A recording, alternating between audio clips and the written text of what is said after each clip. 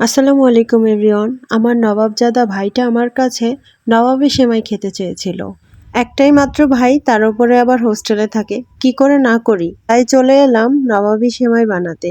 কড়াইতে বেশি করে ঘি দিয়ে বাদাম আর কিশমিশ ভেজে নিলাম খুবই সুন্দর করে। বাদাম ভাজতে ভাজতে একটা শর্ত দিয়ে দিলাম, তোকে আমি নবাবী সেমাই বানিয়ে খাওয়াতে পারি, একটাই শর্ত, আমাকে ভিডিও করে দিতে হবে। শর্ত মেনে নিতেই বাদাম তুলে এবার সেমাই দিয়ে দিলাম ভাজতে। মনে হলো আর একটু ঘি দেওয়ার দরকার। এই সেমাইয়ে ঘি বেশি করে দিয়ে ভাজতে হবে। তাই আবারও একটু ঘি দিয়ে আস্তে আস্তে নাড়াচাড়া করে ভাজতে থাকলাম। লাচ্চা সেমাইটা লাল লাল করে ভাজা হয়ে গেলে এর মধ্যে দিয়ে দিব 1 বাটির পরিমাণ গুঁড়া দুধ। তারপর 1 বাটি দিয়ে দেব চিনি। এটাকে আবার অনবরত নাড়াচাড়া করে লাল লাল করে ভেজে নিব, ততক্ষণে চিনি গলে যাবে। এরপর 1 বাটি দুধ ঠান্ডা করে তাতে দিয়ে দেব কাস্টার্ড পাউডার। কাস্টার্ড পাউডার গুলে রেখে দিব বাটিতে। আর এদিকে আর একটা সসপ্যানে করে দুধ জাল দিয়ে ঘন করে নিব।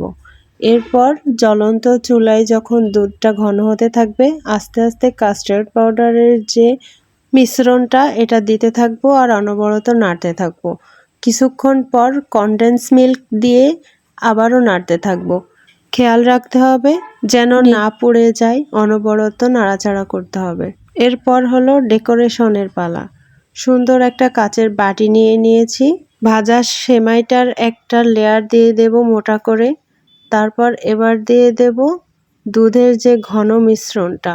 1 লেয়ার করে ভাজা সেমাই দেব আর 1 লেয়ার করে দুধের সেই ঘন মিশ্রণটা দেব। নবাবী সেমাই কিন্তু আমার কাছে খেতে যতটা ভালো না লেগেছে, এর যে সিস্টেম, আইটেম, এগুলো আমার কাছে বেশি ইউনিক লেগেছে। আমি তো ভেবেছিলাম ওর নাম নবাবী সেমাই, তার ওপরে এত লং প্রসেস, এত কিছু লাগবে, তাহলে নিশ্চয়ই না জানি খেতে কতই না স্বাদ। কিন্তু আমার কাছে একটুও ভালো লাগেনি অনেস্টলি। অনেকেই বলে অনেকের কাছে নাকি অনেক স্বাদ লাগে, অনেকের মজা লাগে। আমার কাছে যেহেতু এটা ভালো লাগেনি, সেহেতু এটা আমি দ্বিতীয়বার আর ট্রাই করব না। যাই হোক, ভাইয়ের আবদারে তো করলাম। এখানে আমি কয়েকটা লেয়ার দিলাম, তারপরে সব শেষে সেই বাদাম আর কিশমিশের যে প্রলেপটা ওইটা উপর থেকে দিয়ে দিলাম। দেখতে যে কত সুন্দর লাগতেছিল! এটা আসলেই দেখতেই বেশি সুন্দর, কিন্তু খেতে মোটেও টেস্ট না। আমি দিয়ে দিলাম আমার ভাইয়ের হাতে, ও একটু ছবি নিচ্ছিল, ভিডিও করতেছিল। তারপর দিয়ে দিয়েছিলাম ফ্রিজে সেট হতে। আমি সেমাইটা দুপুরে রান্না করি আর সন্ধ্যার পর ভাইকে ডেকে বলি যে এটা সর্বপ্রথম তুই টেস্ট কর।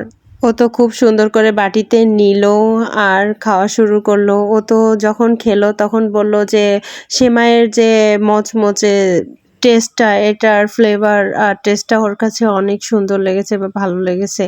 কিন্তু এভারেজ ওর কাছে মোটামুটি ভালো লেগেছে, কিন্তু আমার কাছে অতটা ভালো লাগেনি। তো আজকের ভিডিওটা এই পর্যন্তই। আমাদের সেমাই খেতে খেতে ভিডিওটা শেষ করলাম। টাটা, বাই বাই, আল্লাহ হাফেজ, সবাই ভালো থাকবেন।